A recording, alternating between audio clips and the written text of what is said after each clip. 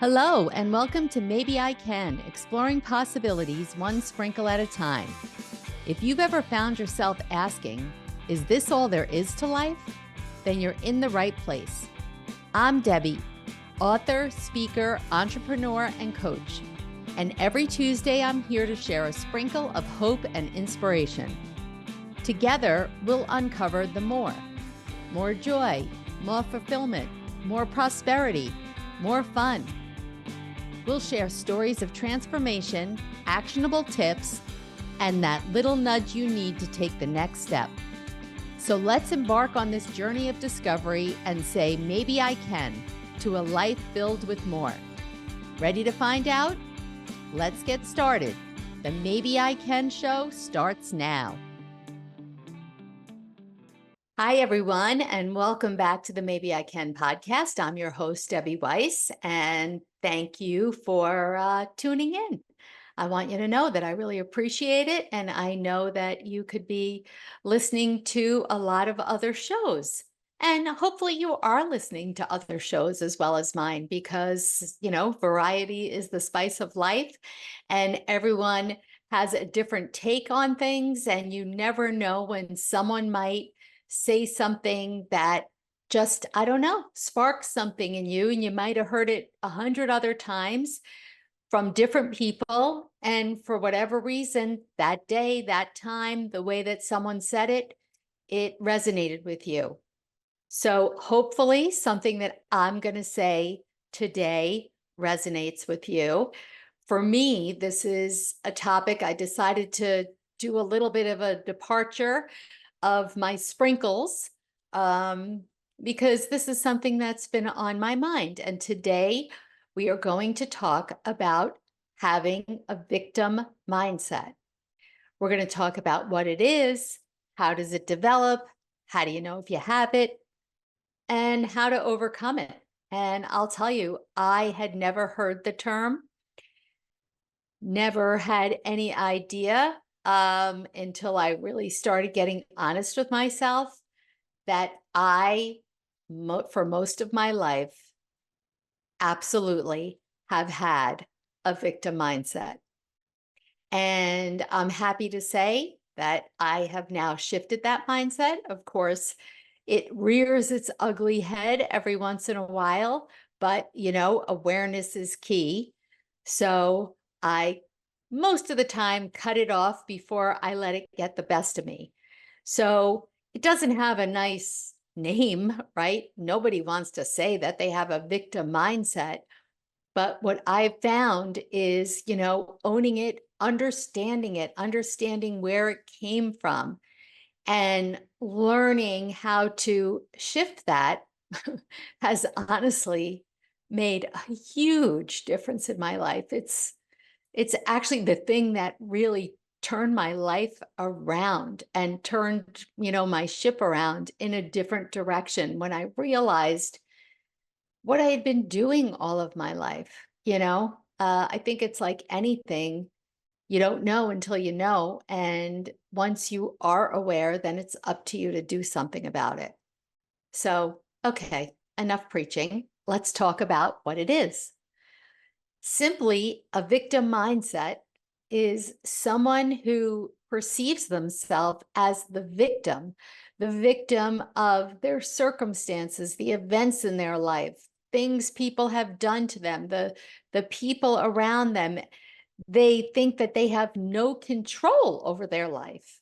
It's just like life is happening to you and there's nothing you can do about it.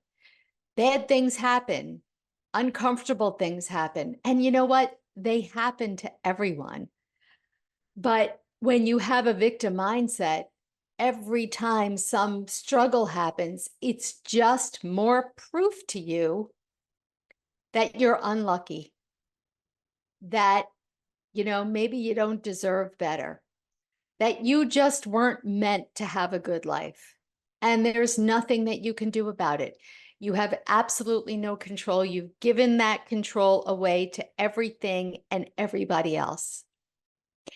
And before I came on the air, I have so many stories about when I've felt that way and what's caused me to feel that way. And I'm really thinking back to when was the first time I felt this way? And probably the first time I felt that way was when I realized as a little girl, probably preschooler, that I had a weight problem. And I would look at all the other little girls and think, why me? Why can't I look like them? I can't stand being in this body. I want to look like them. And of course, I didn't know it then, but I was a victim. I was a victim of my circumstances. I was a victim of the body that I was living in. Now, at 3 years old, did I have any control over that body? I would say not. But just thinking back to when that mindset first started, and, you know, of course, for pretty much all of us, it started in our childhood. It's not something that anybody most likely did intentionally. I don't know about you, but when I tell you about usually things that had happened to us in our childhood that causes this victim mindset, our parents didn't set out to do this. And when I was going over these things in pre-game before coming on the air, I thought to myself, oh my goodness, after reading this, I'm sure looking back, I have created that same victim mindset in my children that was created in me. So it doesn't mean that my parents did it intentionally. If my children happen to have a victim mindset, which I do think that at least one of them does, it's not necessarily my fault. You know, now that I'm so knowledgeable, I wish I was going to have children all over again because I'd do it differently. But how many of us could say the same thing, right? It's always everything. What is it? Hindsight is 2020. This is why, of course, it's easy. I would do so many things differently now. But it starts in our childhood. And it could come from a variety of different reasons or things that happen to us in our childhood. The first is your parents could have been overprotective. For me personally, I don't think that I don't feel like my parents were overprotective at all. But on the flip side, I have been an extremely overprotective parent. So what does it mean to be overprotective? You're trying to shield your children from failures. And I couldn't stand it. Like I hated and still do today. And I know that this is not a good trait and a good characteristic because children need to figure it out on their own. They need to fail. If you swoop in there and fix everything all the time, which again, I am still doing this today, but really trying to be mindful about it. But if you swoop in all the time and fix it and help them before they try and help themselves, the child develops a helplessness, right? I mean, let's face it, it's always easier to have someone else do it than you have to sit and figure something out yourself that doesn't come easily. You get frustrated. But if you don't push past or through that frustration and have that experience, think about how good it feels when something is difficult and you figure it out. Man, that's so empowering. And if we're an overprotective parent or you had overprotective parents and they stepped in so that you never had to feel that struggle, well, it makes you dependent on everybody else. I think it also makes you intolerant of frustration, makes you think that you can't do anything on your own, and you become insecure because obviously your parents didn't think that you were capable, so they must have been right. And if that's the case, then you start to feel sorry for yourself. Either I'm stupid, I'm not good enough, because your parents were sending the message. Again, most likely they weren't intending to send this message, that you're not capable. So that's one way that this victim mentality can develop in your childhood. Another way is if your parents were constantly criticizing you. And, I know my son doesn't listen to the podcast, so I'm safe. My older son, 23 years old, I know I've mentioned him before, and he has had a lot of struggles in his lifetime. And it's so hard not to criticize because you don't think that you're criticizing. You don't realize how much you criticize. And the reason I'm speaking of my older son is I came home from work today and yesterday and this morning at 12 o'clock, I reminded him of what I said yesterday, which was take all those garbage bags that have been sitting in my garage for 6 days now and put them in the garbage cans. And then we also had some recycling in a certain place that we keep it. And I said, bring it outside. And I told him this at 12 o'clock. At 1:30, he was leaving for work. I come home, wouldn't you know, nothing is done. And right away, I'm annoyed. What can I say? 23 years old. Stop it already, you know? And then he gets mad if I remind him. And the first thing I thought of is, boy, when he gets home from work, I am going to give it to him. And then I thought about this, how do you balance, I have to give him feedback, but yet what I would typically do is this is like percolating, right? I'm annoyed. I can feel myself as I'm talking about it. I'm annoyed at him. And so the minute I see him, it's going to pop out of my mouth. Probably not the best thing to do. I haven't seen him all day. I've done this before. And he says to me, well, hi, how are you too? Haven't seen him all day. And the first thing I'm going to say is, I can't believe that you didn't do this. And I know in his case, because he had a lot of struggles with, ADHD and depression and anxiety and learning disorders, that a good part of his life, he was criticized, not just from my husband and I, but also in school and kids and all of that stuff. And when you're constantly criticized, it undermines your self-esteem. How could you feel good about yourself if everybody is constantly picking on you like that?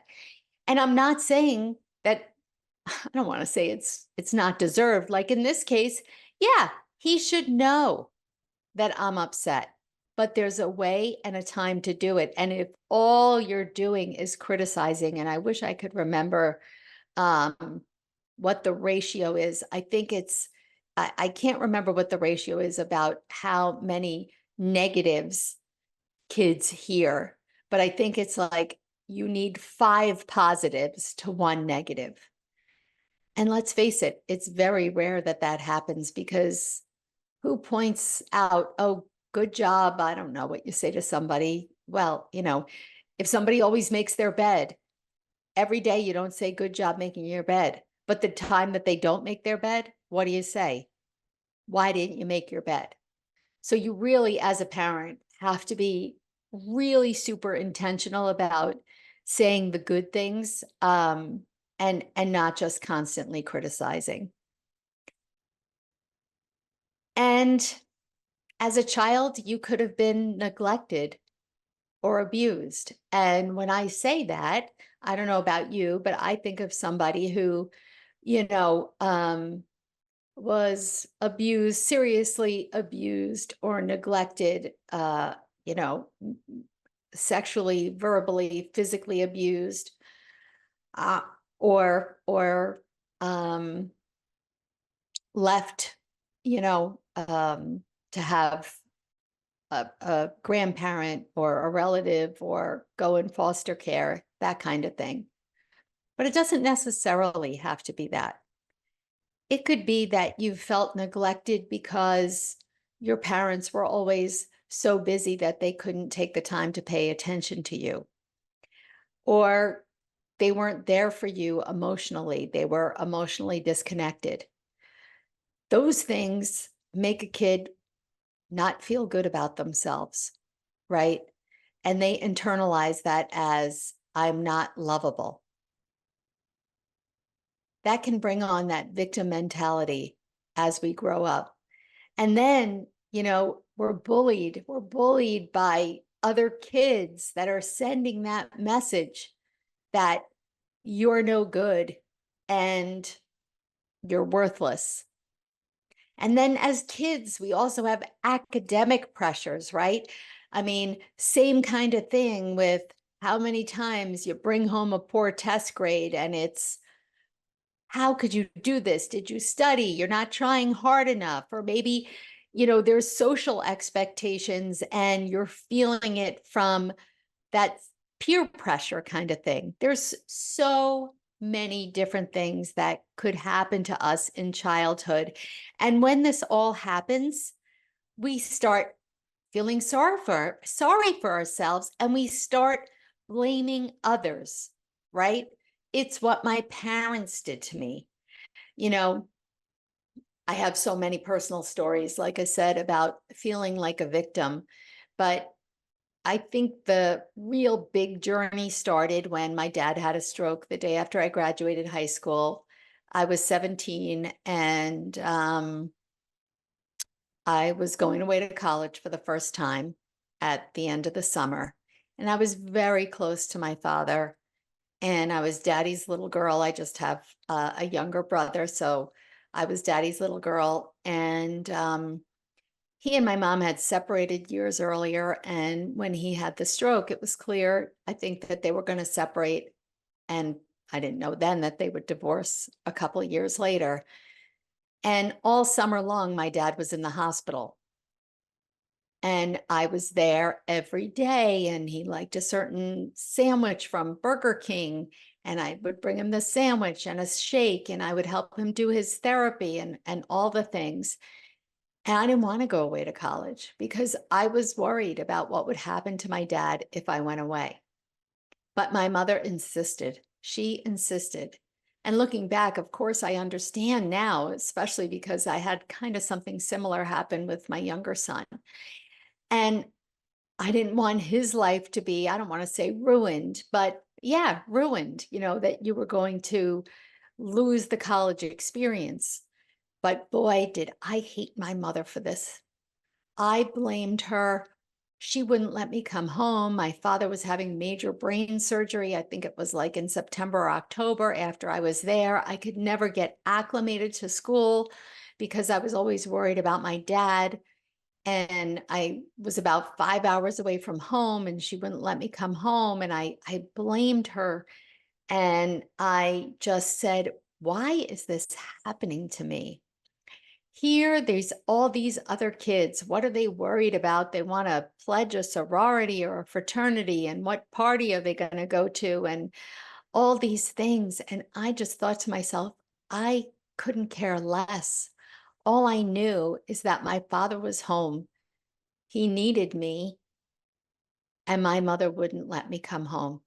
She wouldn't let me come home. And why was this happening to me? You know, on every level. I wanted to be carefree. I wanted to be able to get involved in everything that was going on in college, but I couldn't. I couldn't. And why wouldn't my mother understand how I felt? Eventually, I won, I guess, and I came home. I never got a credit from that first college, and I came home and I attended a local university and stayed at home and took care of my dad. And after about a year and a half, I realized, I see what my mother was saying now. And this is my only chance at a college experience, meaning, living away and all of that. And so I did wind up transferring. Then my parents got divorced, and my dad lived for another 30 years. And for 30 years, he was my responsibility. My mother was free of him. They were divorced. My brother had moved, so he didn't live close by. And even though my father didn't live with me, there was a ton of responsibility that went along with this, especially, that feeling, okay, in the beginning, I kind of felt empowered, like my dad needs me and I'm here to take care of him. And people were praising me. And I'll tell you, I don't know how many years in, it started to become a burden. And I was resentful. My mother and my brother were walking around enjoying their lives. Of course, they had their own problems and stuff, but they didn't have this. They didn't have this big responsibility, especially as a young adult who was just trying to start their lives. And that festered. That festered for the next literally 30 years. 30 years. And every step of the way, I became angry, resentful, blaming others for my life, for my circumstances. And, it was like things would happen and it would just be proof that this this life was just not meant for me to enjoy myself, so to speak. So some of the things I'm describing are some of the characteristics of a victim mindset. How do you know if you have a victim mindset? Well, there are 5 ways, according to Dr. Tracy Marks, and I'm paraphrasing. The first is everything you think about has a negative tone. Just as I was describing, life is not on my side. Everything happens to me. I am so unlucky. That's one characteristic. Another, similar to that, is you ask yourself why a lot. And boy, I did this. It was always, why me? Why me? Why does everything seem to happen to me? One thing after another that would happen with my dad, all different crazy things that were happening. And then I couldn't get pregnant and I had to deal with this whole infertility thing. And I needed to have a spinal fusion at 35 years old. And I could no longer play tennis, the game I loved. And why me? It was just all of these things just kept proving to myself that everything happens to me. I don't know what I ever did to become so unlucky. That leads to number 3. You ruminate a lot. You're always overthinking and think about it. When you're overthinking, you're not typically overthinking positive, sunny thoughts, right? You're overthinking all this negative stuff and it just repeats itself over and over in your mind. And then, of course, you don't really think too highly of yourself. When you're criticized or when you're have overprotective parents, that it's just all proof, you're bullied, you're not good enough, and nothing you can do is good enough. And then last but not least, you get angry quickly and you're resentful. And you can be resentful when other people have good fortune. I don't know, someone I know got a raise, and I think to myself, gosh, I'm working so hard. I can't get a raise. I can't afford this. I have all these troubles. I have all these monetary responsibilities. She doesn't have that. How come she keeps getting the raises and I don't? And then you're blaming. You're blaming. That is such a big part of it. And I think that's the first time that I realized that I had a victim mindset was when I heard the description and I thought, you've got to be real honest with yourself because so often you can be defensive and say, oh, no, that doesn't describe me. I'm not like that, because who wants to think that you're like that? But it's so important that we own it, because once I started owning it, then I became aware, just like anything, if you want to change a habit, a mindset, and anything, awareness is the first crucial step, because if you're not aware, you can't change what you don't know. Once you become aware, then you're able, every time that you notice this kind of thinking, you have to challenge this and say, is this really true? There's a thing called cognitive reframing where you kind of like, stop with the negative thoughts and think about, how else can I look at this and flip that? It's hard.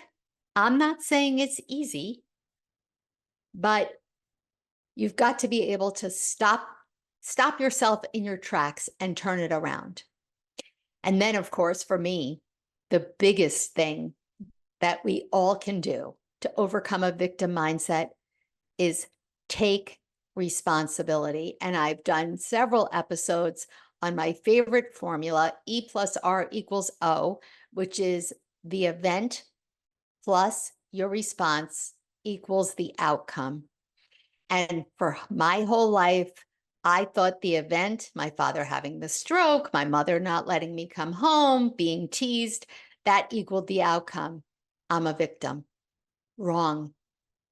I wasn't taking responsibility. Yes, my father had the stroke. Yes, those things happened. But it is how we respond to those events that determine the outcome. We all have stuff. We all have good stuff and bad stuff. And if you are focused on the bad stuff and feeling like it's just piling itself on there and there's nothing you can do, and woe is me, it is time to stop, because it's scary to take responsibility and say to yourself, I've caused this. Did you cause the event? Not necessarily, but you have caused the outcome.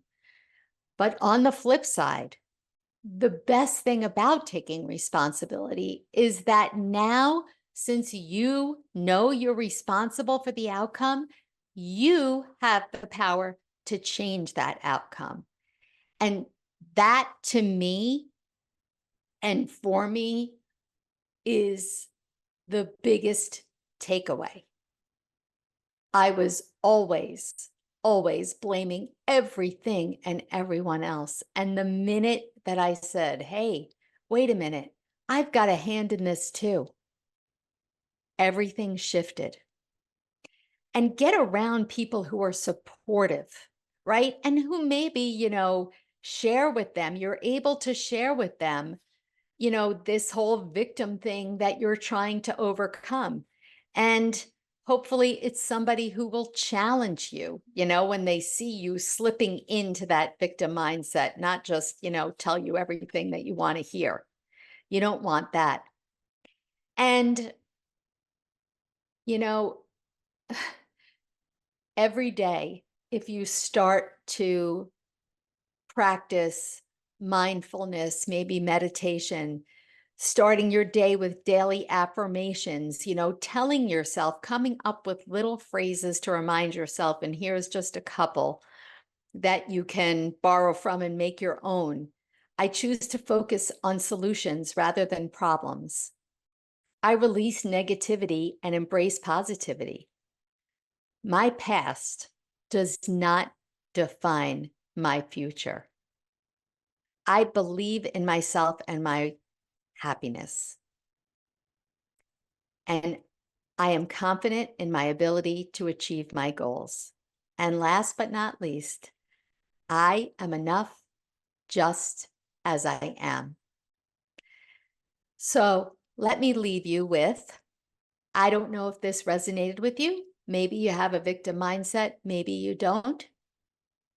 But I hope that I've given you food for thought, and to realize that whether you do or not, all of us have the power to change.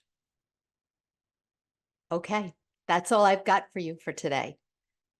Thanks for listening, and hopefully I will see you next week. Make it a good one.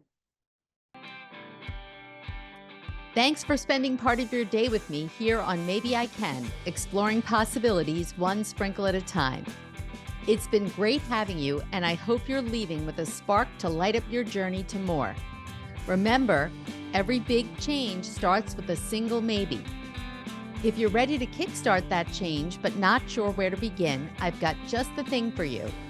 Head over to download my free guide, The One Critical Step to Kickstart Change, and take that all-important first step. Let's make those maybes into reality, one sprinkle at a time. Catch you next Tuesday at 4 p.m. Eastern, 1 p.m. Pacific, with more stories, tips, and that extra push you might need. I'm Debbie saying goodbye for now, but always remember, maybe, just maybe, you can.